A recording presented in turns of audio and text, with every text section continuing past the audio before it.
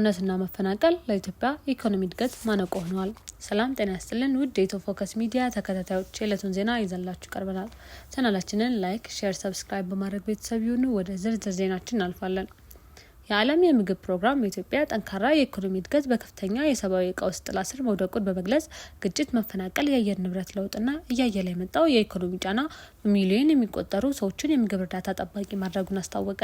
ድርጅቱ በበርካታ ክልሎች የሚታየው የጸጥታ ችግር የሰዎችን የዕለት ተዕለት ህይወት ከማስተጓጎሉም በላይ የእርዳታ አቅርቦት ስርጭትን እያስተጓጎለ መሆኑን ገልጿል። ድርጅቱ ሰኔ ወር እንቅስቃሴዎችን ባካተተው የሐምሌ 2026 ሀገር አቀፍ ሪፖርቱ የዓለም አቀፍ የገንዘብ ድርጅትን ግምት በመጥቀስ የኢትዮጵያ ኢኮኖሚ ጠንካራ ሆኖ መቀጠሉን ገልጿል። በዚህ ትንበያ መሰረት በ2024/25 በጀት ዓመት እውነተኛ የሀገር ውስጥ ጠቅላላ ምርት ሪል ጂዲፒ በ9.2% ያደገ ሲሆን ይህ እድገት በመካከለኛ ጊዜም ተጠናክሮ እንደሚቀጥል እንደሚጠበቅ ተመልክቷል። ሆኖም ድርጅቱ የተገኘው ኢኮኖሚያዊ እድገት ወደ ተሻለ የሰብአዊ ሁኔታ አልተለወጠም ሲል አጽንኦት ሰጥቶ አሳስቧል። የተባበሩት መንግስታት ድርጅት የምግብ ኤጀንሲ እንደገለጸው እድገት ቢኖርም የሰብአዊ እርዳታ ፍላጎቱ አሁንም ከፍተኛ ሆኖ ቀጥሏል። ለዚህ ዘላቂ የምግብ ዋስትና ጦት ምክንያት የሆኑት ግጭት፣ መፈናቀል፣ የኢኮኖሚ ጫናዎችና የአየር ንብረት ለውጥ መሆናቸውን የጠቀሰው ድርጅቱ በትግራይ ያለው ውጥረት እንዲሁም በአማራ፣ በኦሮሚያና በሌሎች የሶማሌ ክልሎች ያለው የጸጥታ ችግር የሰዎችን የዕለት ተዕለት ህይወት ከማስተጓጎሉም በላይ እርዳታ በወቅቱ እንዳይደርስ እንቅፋት በመሆኑን አክሏል። የረሃብ ቅድመ ማስጠንቀቂያ ሲስተም ኔትወርክ በጥር 2018 ዓ.ም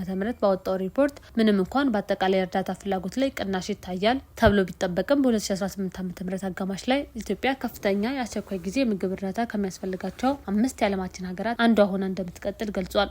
ሪፖርቱ በመላ ሀገሪቱ ከ15 ሚሊዮን በላይ ሰዎች አስቸኳይ ጊዜ የምግብ እርዳታ የሚያስፈልጋቸው መሆኑን የገለጸ ሲሆን አብዛኛው ከፍተኛ ፍላጎት ያለው ደግሞ በትግራይና በአማራ ክልሎች በሚገኙ ተፈናቃዮች ዘንድና በግጭት በተጎዱ ማህበረሰቦች አካባቢ ነው ብሏል። ድርጅቱ ለዚህ ምክንያቱ ተደጋጋሚ ግጭቶች፣ ድርቅ፣ የዋጋ ንረትና የማህበራዊ ድጋፍ ፕሮግራሞች መስተጓጎል በጋራ የፈጠሩት ጫና እንደሆነ ገልጿል። አዲስ ስታንዳርድ ቀደም ሲል እንደዘገበው የሰብአዊ መረጃ ስርዓቶችና የእርዳታ ማከፋፈል ሂደት ላይ ተጽዕኖ ባደረሱ ቴክኒካዊ የመረጃ ክፍተቶች እንዲሁም የስራ እንቅፋቶች ምክንያት የሰብአዊ መብትና እርዳታ ኤጀንሲዎች የችግሩን ትክክለኛ ስፋት ለመገምገም ፈታኝ ሁኔታዎች ገጥሟቸዋል። ይህም ሁኔታ ዓለም አቀፍ ክትትልና የአደጋ ጊዜ ምላሽ አሰጣጥን ይበልጥ አወሳስቦታል። እንደ ዓለም የምግብ ፕሮግራም መረጃ የዜጎች መፈናቀል ለሰብአዊ ፍላጎት መጨመር ዋና ምክንያት ነው። ኤጀንሲው በአሁኑ ወቅት ኢትዮጵያ በሱዳንና በደቡብ ሱዳን ከተከሰቱ ግጭቶች የሸሹትን ጨምሮ 1.1 ሚሊዮን ስደተኞችን የምታስተናግድ ሲሆን 1.9 ሚሊዮን ሰዎች ደግሞ በሀገር ውስጥ ተፈናቅለው ይገኛሉ።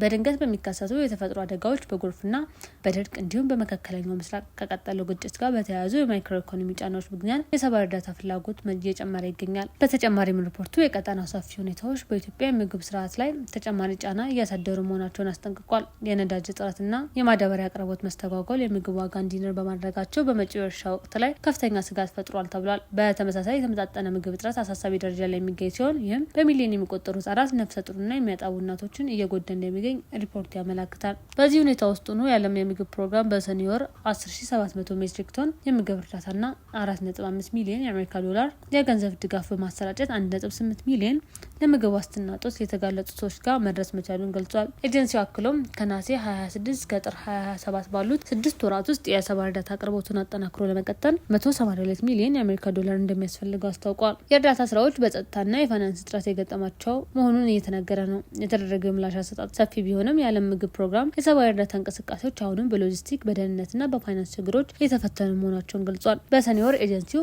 ቀውስ ተጽዕኖ ላደረሰባቸው 19285 ሰዎች አጠቃላይ የምግብ እርዳታ ያቀረበ ሲሆን ይህም በሶማሌ ክልል በምግብና በገንዘብ ድጋፍ ለተረዱ 164423 ተጠቃሚዎች እንዲሁም በኦሮሚያ ክልል በአደጋ ጊዜ ፈጣን ምላሽ ማዕቀፍ አማካኝነት ድጋፍ ለተደረገላቸው 30862 ሰዎችን ያካትታል። ሆኖም በሶማሌ ክልል በአንዳንድ አካባቢዎች በነዳጅ እጥረትና በትራንስፖርት እጥረት ምክንያት የምግብ እርዳታ ስርጭት ዘግይቷል። ይህም ድርጅቱ በተሻሻለው የምግብ ዋስትና ግምገማዎች ላይ ተመስርቶ ቅድሚያ የሚሰጣቸውን ወረዳዎች ላይ እንደገና እንዲለይ አስገድዶታል። የደህንነት ሁኔታዎችን በስራ እንቅስቃሴዎች ላይ መስተጓጎል ፈጥረዋል። በዋርዴር፣ በዳኖድ፣ በዳራቶሊና በለሄል የኩብ የሚካሄደው የገንዘብ እርዳታ ስርጭት በጸጥታ ስጋቶች ምክንያት የተራዘመ ሲሆን በዶሎ ዞን በተከሰቱ የማህበረሰብ ግጭቶች ምክንያት በ4 ወረዳዎች የገንዘብ ድጋፍ ተቋርጦ የነበረ ቢሆንም የደህንነት ግምገማ ከተካሄደ በኋላ በሐምሌ ወር መጀመሪያ ላይ ስርጭቱ እንደገና ተጀምሯል ብሏል። በተጨማሪም የሀብት እጥረት በእርዳታ ምላሹ ላይ ተጽዕኖ ማሳደሩን ቀጥሏል።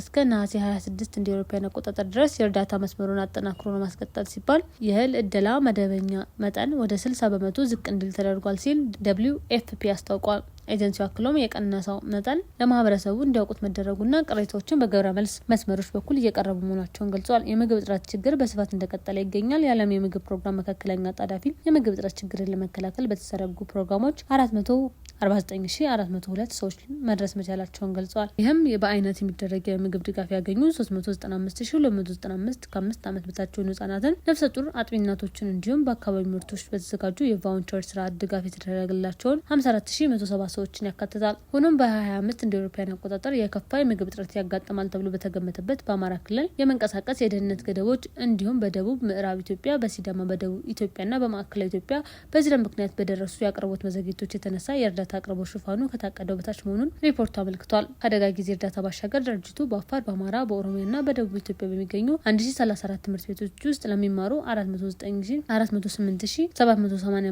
ህጻናት በትምህርት ቤት የምግብ ፕሮግራም አማካኝነት ድጋፍ ማድረጉን ይህም ወራዊ እቅዱን 99 በመቶ ማሳካቱን ገልጿል። ኤጀንሲው በአፋር፣ በአማራ፣ በማዕከላዊ ኢትዮጵያ፣ በጋምቤላ፣ በሲዳማ፣ በሶማሊያና በትግራይ ክልሎች ለሚገኙ 40,500 አባወራዎች የአየር ንብረት ለውጥን የሚቋቋም ግብርና፣ የሰንሰለታማ መስኖ ልማት፣ የፋይናንስ ተሳትፎና አመጋገብን መሰረት ያደረጉ የኑሮ ማሻሻያ ፕሮግራሞችን ደግፏል። በትግራይ ክልል በዘመናዊ የቴክኖሎጂ ታራሽ መሬት ዝግጅት፣ በምርጥ ዘር ማከፋፈል፣ በመስኖ መሰረተ ልማትና በአባወራዎች የኑሮ ድጋፍ በኩል አየር ንብረትን የሚቋቋሙ የልማት ስራዎችን አስፍቷል። በጋምቤላ ደግሞ ስደተኞችና አስተናጋጅ ማህበረሰቦች በጋራ በግብርናና በዘር ማብዛት ስራዎች ላይ ተሳታፊ በመሆን ለዘመናዊ እርሻ ወጪዎች 296,000 ኢትዮጵያ ብር ወጪ መደረጉን ተገልጿል። ጠንካራ የማህበረሰብ ባለቤትነትና ማህበራዊ ትስስርን ያጠናከረ ተግባር መሆኑን ተመላክቷል። ወደፊት የሚከናወኑ ስራዎችን አስመልክቶ የዓለም የምግብ ፕሮግራም ባወጣው ማስጠንቀቂያ የስራ እንቅስቃሴዎቹ ከፍተኛ የፋይናንስ እጥረት ገጥሟቸዋል ብሏል። ለ2026 የኢትዮጵያ ሀገራዊ ስትራቴጂካዊ እቅድ 655 ሚሊዮን የአሜሪካ ዶላር የሚያስፈልግ ሲሆን እስካሁን የተገኘው 220 ሚሊዮን ዶላር ብቻ ነው። ኤጀንሲው ከነሐሴ 2026 እስከ ጥር 2027 ባሉ 6 ወራት ውስጥ የምግብ እርዳታን፣ የስነ ምግብ ፕሮግራሞችና የማህበረሰብ መቋቋም ግንባታ ስራዎችን አጠናክሮ ለማስቀጠል 182 ሚሊዮን የአሜሪካ ዶላር ተጨማሪ በጀት እንደሚያስፈልገው ገልጿል። ይህ የፋይናንስ እጥረት የህጻናት መርጃ ድርጅት ዩኒሴፍ በሰኔ 26 ያወጣውን ማስጠንቀቂያ የሚያንጸባርቅ ነው። ዩኒሴፍ በወቅቱ ባወጣው መግለጫ ለኢትዮጵያ በግጭት፣ በመፈናቀል፣ በአየር ንብረት መዛባትና በኢኮኖሚያዊ ተጽዕኖዎች ምክንያት የሰብአዊ ውጥረት እየጨመረ መምጣቱን ገልጿል። በተጨማሪም ድርጅቱ ለ2026 ያቀረበው የሰብአዊ እርዳታ ጥሪ 81 በመቶ ያህል የገንዘብ እጥረት እንዳጋጠመውና ይህም ለእርዳታዎች ቀጣይነት ስጋት መፍጠሩን አስጠንቅቋል። የዕለቱ ዜና ይህን ይመስል ነበር። በሰላም ዋሉ።